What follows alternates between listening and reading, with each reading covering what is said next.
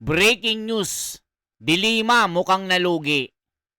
Dahil nga po dito sa sinumpaang salaysay ni Trillanes, tila hindi ka panipaniwala. Bilyon-bilyon ba naman ang laman ng bangko ng pamilya Duterte? Kay Sara, kay PRRD, sinama pa si Kitty Duterte. Lahat po ng pamilya Duterte mukaya, pati yung bata sa tiyan, sinama na rin. Ganon mga kababayan, ganon isinalaysay ni Trillanes. Kaso, si Benny Abante nahulog sa upuan. Mukhang nalugi din mga kababayan. Sinabi ba naman na si PRRD nakakatanggap ng pera, milyon-milyon sa drug lord? Mga kababayan, saan ka nakakita ng ganon? Dito, halatado, bistado na itong si Trillanes, yung mga salaysay niya, walang resibo.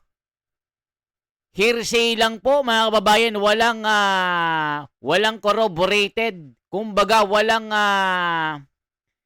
ibig sabihin mga kababayan, walang mga resibo, hearsay lang mga kababayan. Sinabi ni ganito, sinabi ng ganyan.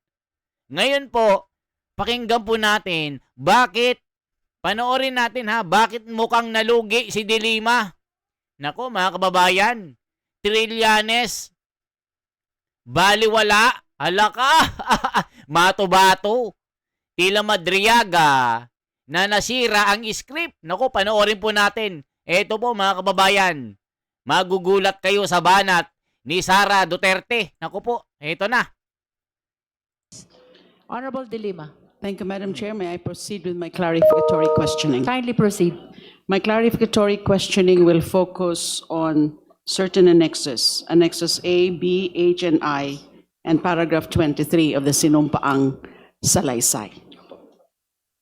Nabanggit niyo po, Senator Trillanes, sa paragraph 9 ng inyong Sinumpaang Salaysay, na sa tulong ng mga accountants at finance specialists, napag-alaman ninyong mayroong kabuuang mahigit 2.4 billion piso.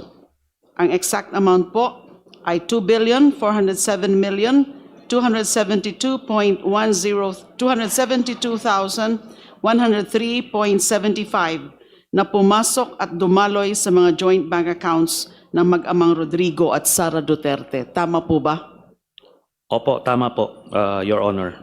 Nabanggit nyo rin po kanina na mayroon kayong kopya ng summary ng mga deposito at o mga inter-account transfers na indineposito sa mga accounts ni na Rodrigo Duterte at Sara Duterte. Tama po ba? Tama po, Your Honor. At ito po ay naka-attached as Annex A sa inyong affidavit. Tama po? Tama po, Your Honor. Madam Chair, we may request that Annex A of the Sinumpaang Salaysay be flashed on the screen. Secretariat, kindly flash Annex A of the Sinumpaang Salaysay. Di ba mga kababayan, ito rin yung mga salaysay niya. Walang mga resibo Halatadong gawa-gawa lang ito mga kababayan. Halatado din yung script ni Dilima. Kunwari tatanungin, kunwari gigisain, pero planado na. Napag-usapan na yan. Yan ang sinasabi nila Sara Duterte dito. Kaya pala, mukhang nalugi nga ni si Dilima at Luistro. Si Benny Abante naman, nako po, mukhang stress na kay Trillanes kasi nga, parang matubato nga na babaliktad din. Mga kababayan, panoorin pa natin paano na imbierna ang mga muka ng mga ito. Nako po, mga kababayan, pati si Kitty Duterte kasama na rin. Nakakatanggap daw ng milyon-milyon. Nako po, mga kababayan ko, yari na ang nagsaing ng pusit. Sino pong gumawa ng Annex A? Senator Trillanes. Ito pong Annex A ay in-extract namin doon sa original document na nasa Annex H. Dahil ang binigay po sa amin ay yung bali ganito po, no, aside sa isang soft copy, ang binigay po sa amin ni Ginoong De Mesa ay ganito po na dokumento. So mahaba po siya. Yung So- kabuuan po yan, yung Annex H. Yes. Ayan mga kababayan, yan po yung mga bank records ng pamilya Duterte ni Sara, ni Tatay Digong. Bilyon-bilyon daw yung laman nito, mga kababayan ko. Mayroong sinabi si Dilima sa kanyang post Hindi pinost lang. Yung mga sinabi ni Dilima, sabi ba naman, kailangan daw pagbayaran at kailangan makulong si Sara Duterte. At ibalik ang mga pera na ninakaw sa gobyerno. Naku, mga kababayan ko, matindi po itong mga banat ni Dilima. Akala mo, may resibo, wala naman. Yes. Yung Ito po, kabuuan, actually, ang parang kompleto. Yun po ang sinasabi nyo. Opo. At ito yes. pong Annex A ay alin naman po Ito as naman- extracted from that. In-extract po ito lahat po ng naideposito o nag-credits doon sa joint account ni Sara Duterte at ni Rodrigo Duterte po. Okay, Your Honor. wala pa po ba yung... Secretariat, may we know if we have the Annex A already? Ready to be flashed in the screen? Mga kababayan, dito sumoblay si Trillanes. Ito po mga kababayan. Ito po yung sinabi ni Guanzon. Nakatutok din si Ma'am Rowena. Ito kasi yung pasabog ni Trillanes. May 7 million payout daw si Sammy Oy kay BP Sara. Noong 2011 through BDO SM Lanang. September 2012, nag-open ang SM Lanang. Nako, i-search nga natin mga kababayan kung kailan nag-open ang SM Lanang. Nako po, sablay na agad si Trillanes. SM Lanang.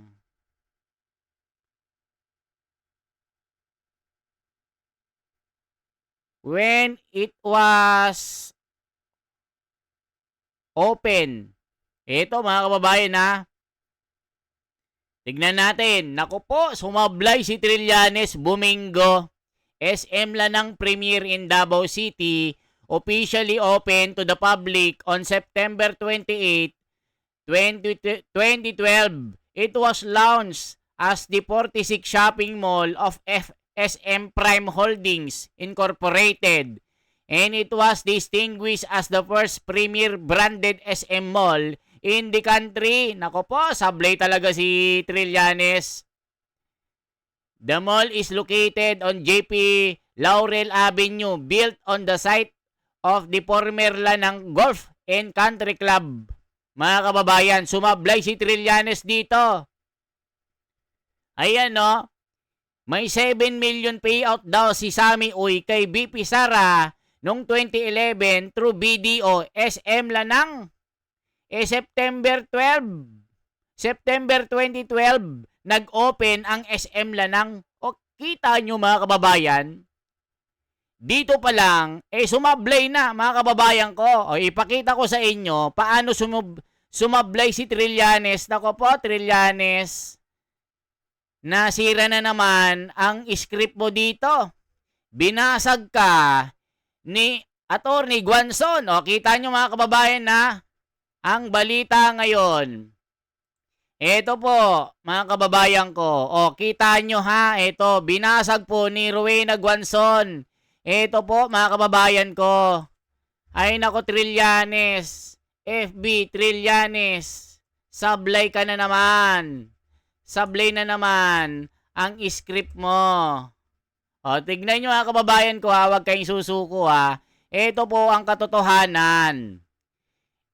Makakalusot ka ba naman? Nakarecord lahat na mga petsa, na mga araw kung kailan nagbukas ang SM Lanang. Sinasabi kasi ni Trillanes dito mga kababayan. Ito po, lalakihan lang natin mga kababayan ko. Nako po, Trillanes, Sablay ka na naman sa iyong kasinungalingan. Sira ang script. Ayan o mga kababayan no. Tignan nyo po mga kababayan. Sabi ni Trillanes, October 25, 2011, BDO Union Bank, SM Lanang. Sara Zimmerman Duterte, 7,440,846. Ito daw yung sinasabi ni Trillanes na 7 million payout daw si Sammy Uy kay BP Sara noong 2011 through BDO, SM Lanang. At September 2012, nag-open ang SM Lanang. Nako mga kababayan ko, sablay ang nagluto ng pusit dito. Ano ka, Trillanes? Kaya pa ba ang script mo? Kaya muka ni Delima na stress sa'yo. Mukhang nalugi ang mga itsura nila Luistro at Delima. Si Benny Abante, Pastor Abante na santong kabayo, sinabi ng mga kritisismo, mukhang hindi na mautangan ang muka kasi nga dahil dito sa birada ni Atty. Rowena Guanzon, sablay na. Mga kababayan, ito po ang sabi ng mga komento. Niyari siya ni Atty. Rowena Guanzon. Kita nyo po, may 7 million payout daw noong 2011.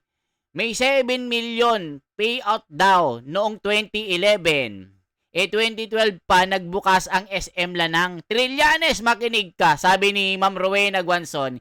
Ito ang naging reaksyon ni former COA COMELEC Commissioner Atty. Rowena Guanzon matapos ilahad ni Antonio Trillanes sa impeachment hearing ang mga dokumento kaugnay ng umano'y bank transaction na inuugnay kay BP Sara Duterte.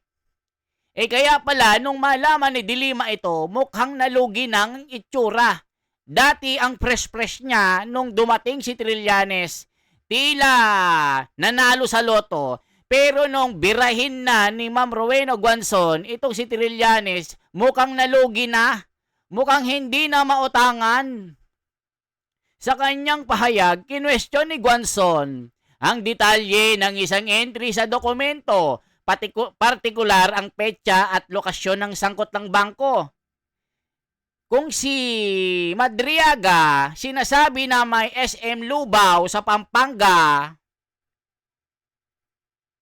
ang katotohanan, puro palayan, puro kasikalan, puro talahiban, walang SM doon. Puro rough road ang kalsada kasi lagi ako nandyan sa SM Lubao. Wala talaga. Baka ka-store ng sari-sari store, sinasabi na ni Madriaga, SM na daw yun. Pero walang SM Lubao, mga tanga. Sabi ng mga kritisismo. May 7 million payout daw si Sammy Uy kay BP Sara noong 2011 through BDO SM Lanang. Ngunit agad niya itong sinundan ng isang critical na punto. September 2012 nag-open ang SM Lanang, mga bobo. Trillanes, tanga-tanga mo. Kaya pa bang kasinungalingan ang script mo? Wasak na. Winasak ni Ma'am Rowena. Ang naturang reaksyon ay may kaugnay sa mga dokumento na inilahad ni Trillanes kung saan nakasaad ang mga umano'y financial transaction na inuugnay sa pamilya Duterte, kabilang ang mga petsa, bangko at halaga ng pera. Nako po, ang SM Lanang sa Davao City na binabanggit bilang lokasyon ng isang bank transaction ay mahalagang detalye na sa usapin dahil ang timing nito ay maaaring makaapekto sa kredibilidad ng dokumento kung napapatunayang hindi nagtutugma ang mga petsa, mga bobo. Ayan, Trillanes, ang bobo mo. Kaya ka na susuplak dito, hindi mo pinaghahandaan ang script mo. Ito na po mga kababayan, ituloy pa natin. Paano na nasuplak itong sinungaling na ito? They will be flashing it soon. Diyan po. Habang nandito po, Madam Chair, ang Executive Director ng AMLC, I would like to direct some questions to him as well. Gusto ko po sanang ipa-verify sa Honorable Executive Director.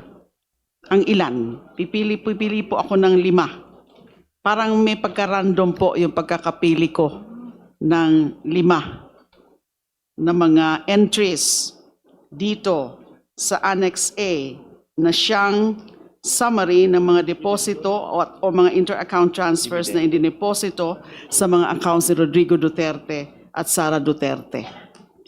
Maaari ho bang gawin yon, yung pag-verify sa dala-dala nyo na records? Naisabit ko na po, Madam Chair, yung records. But if this is part of your report, perhaps you can verify.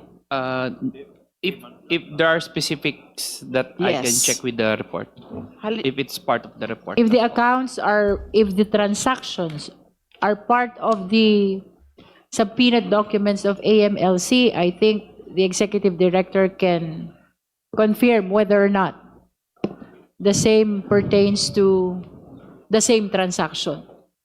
Halimbawa po, Annex A, number 9 po sa listahan. Base po dito, Annex A number 9. Annex A, number 9 ng listahan po. Mayroong pumasok na mahigit 55 million or exact amount 55,131,747.32 noong March 26, 2014. Can we mark number 9? It's There. March 28, Your Honor. Oh yes, I stand corrected. It's March 28. So mako-confirm niyo ho ba? Please limit your confirmation to whatever appears only in the report of the AMLC. Base po ba sa documents na sinabit ninyo sa committee, ang transaksyon ito ba ay nasa suspicious or covered transactions report ninyo? Madam Chair, what I have with me are just copies of the financial reports. The CTRs and STRs were actually submitted already. This involved the voluminous accounts. If we want, we can go over this and check these accounts specifically, if just to confirm whether there is this transaction or not. Perhaps you can ask some of the AMLC officials to do the confirmation. Kong Laila, since there are voluminous records, where to check the identified transactions from the attachment of Senator Trillanes, perhaps we can advance Yeah. the transactions which you want to be confirmed, and Yes, then they will be actually- checking. Actually, I've chosen only 5 each, 5 entries of each of these annexes para hindi naman po marami yung i-confirm ng ating AMLAC. So for Annex A, ito po ang Closer to the microphone, ma'am. ito po ang gusto ko po sanang ipa-confirm kung kasama ang mga transaksyon ito sa suspicious or covered transactions report nila. So number 1 is the page 1, number 9 sa listahan, 55 million noong March 28, 2014. Next would be same page 1, number 16 sa listahan. Meron ho bang pumasok na mahigit 41 million? Exact amount, 41,721,035.62 noong October 2, 2013. Next would be sa page 3 ng Annex A, number 44 sa listahan sa halagang mahigit 53 million. Exact is 53,817,613.48 noong February 25, 2010. How did I become Employee of the Month 74 months in a row? Monday.com. Let's make this short. I run our client portfolio. We used to go to Ayan 6 mga big kababayan client ko, nako po, sumablay nga si Trillanes dito. Paano nila papasinungalingan ito? Paano nila lulusutan itong sablay na ito? Be Nako po. page 4, so ito po yung pang-apat. Number 60 sa listahan, mayroon po bang pumasok na mahigit 52 million? Exact amount is 52,485,191.85 noong April 14, 2009. And then the fifth one. So sabi ko nga po, pumili lang po tayo dito. Pumili lang po ako ng 5. Sa dami po niyan, there are about 71 listed entries in Annex A. So page 4 din po, number 64 sa listahan. Mayroon po bang pumasok na mahigit 49 million? Ang eksakto pong amount, 49,281,009.98 noong 22 May 2007. Yun po sa Annex 1. Madam Hindi. Chair, can we be given a bit of Yes. time and then we'll revert, we'll just check one by one. The Honorable De Lima can proceed to the next clarificatory question. We'll go back to that after they are able to confirm from their records. Yes, Madam Chair. So let's proceed to Annex B. So this is also confirmation of transactions? Confirmation but some preliminary question lang po. Isang preliminary question lang po kay Senator Trillanes. You may For this. proceed.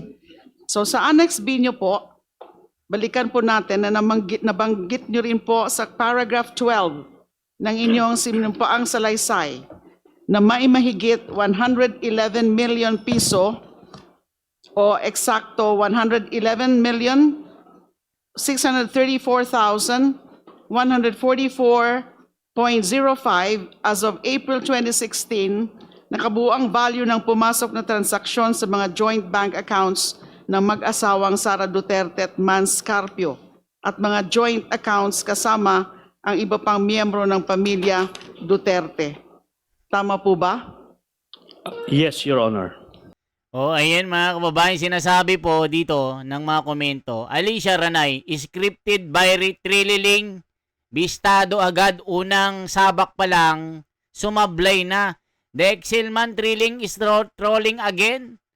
Ignore Trillanes and you'll be happier life. Nako po.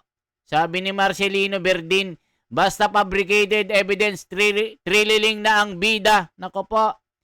Nako, ano nang nangyari? Mukha ni De Lima. Hindi na mautangan. Mukha nang nalugi dito. The script is not scripting. Nako po. Sabi ni Jason Doma. Sabi ni Maloni Chona Samako.